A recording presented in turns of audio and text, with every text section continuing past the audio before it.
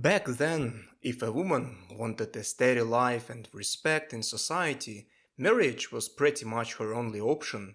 Without contraception, premarital relationships were risky and their consequences were no joke.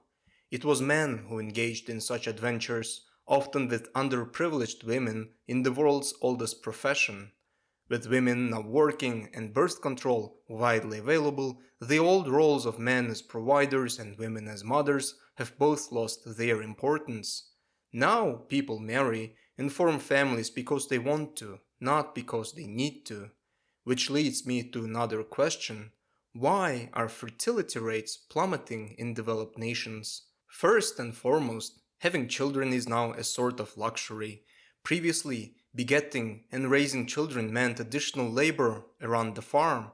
Children were a net economic positive rather than a negative. Now, parenthood, if not more difficult, seems to be much more stressful than before. Throw in two full-time jobs, rent, daycare, and trying to save for college, and you get the idea.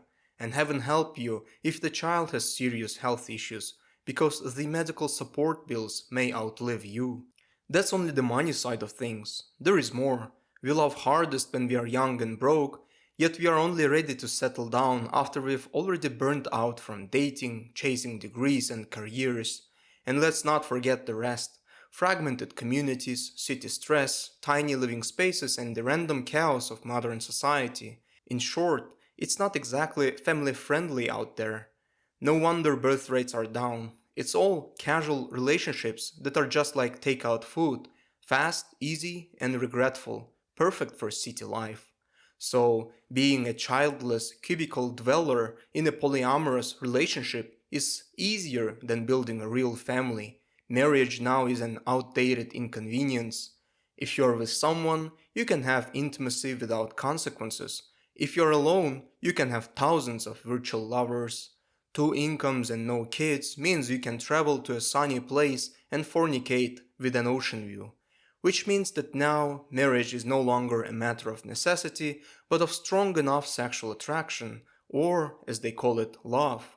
Like I said in my last video, if there is a lack of survival pressure, then the swipe left pressure will step in and do the job.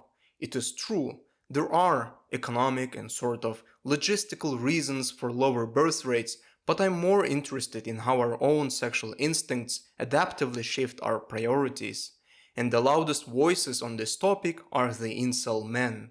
What is symptomatic of any incel thread is the heartbreak over the cruel genetic lottery that deprived them of the simple social pleasures of life, like being desired by the opposite sex. Naturally, they get judged by folks who have never had to live a day in their skin. Whatever they do, creepy. Whatever they want, unworthy. And it's nature that made them the way they are. But the unapologetic bleakness of the incel worldview, where animalistic instincts override any notions of morality, fairness, or etiquette, is quite indicative of its truthfulness. Where there is pain, there is reality. They see life's main goal as finding love. Put another way, in nerd language, it's about finding a relationship characterized by irresistible and mutual sexual attraction. Unfortunately, beautiful things like romance, love, and loyalty belong to the attractive.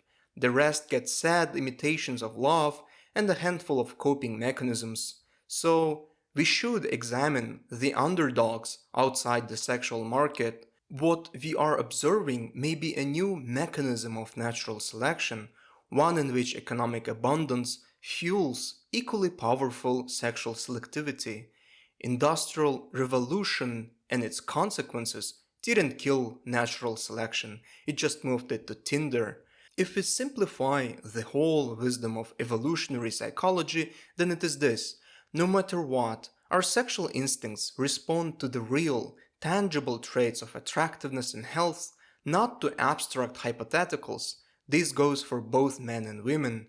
Whether we follow or dismiss the sexual instinct is a matter of many factors, but it's always present.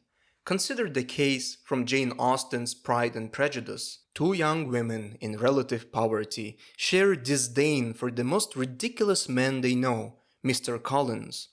But this man is financially secure. Self-assured, he proposes to Elizabeth, the prettier of the two, but she proudly refuses him.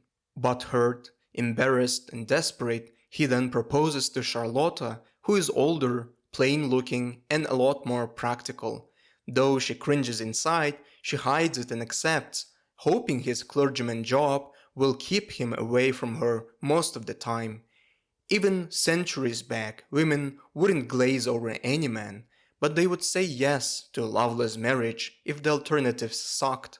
Now, let's return to the modern world. In all civil and at least moderately developed societies, women can skip the husband and still support themselves. As a result, their considerations when choosing sexual partners have shifted even more toward the rawest markers of sex appeal, mainly physical attractiveness, witty intelligence, and charisma.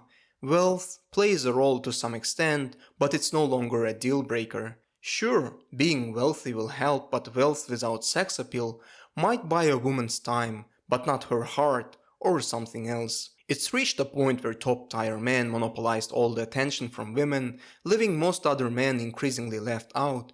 Even average guys are finding themselves having to date down more and more. So I wonder, if all these developed nations weren't so overworked and stressed out by inflation and stuff, would that actually lead to more monogamous families with lots of kids?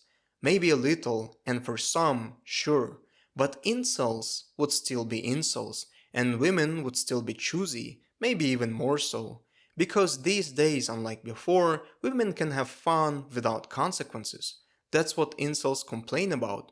Women choosing one night with an alpha over a lifetime with a beta. Would incels have been happier centuries ago? Unlikely. Maybe some of them would marry, but they would still be despised by their wives. So, as I see it, modernity didn't reshape or in any way change humanity, it just changed the rules of the game and put our true selves on full display.